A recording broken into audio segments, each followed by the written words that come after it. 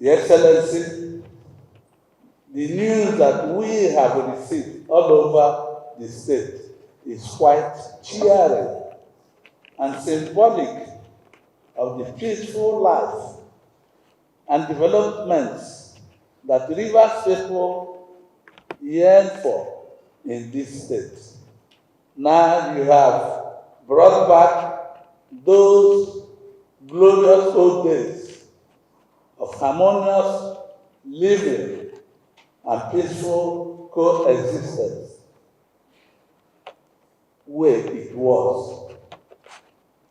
May the Almighty God bless you and help you to sustain this laudable feat.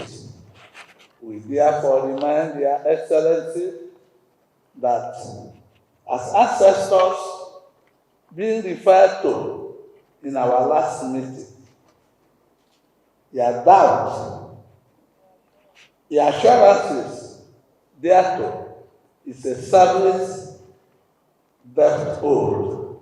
And so, without doubt in my heart, I am certain that our amiable governor will make us smile today.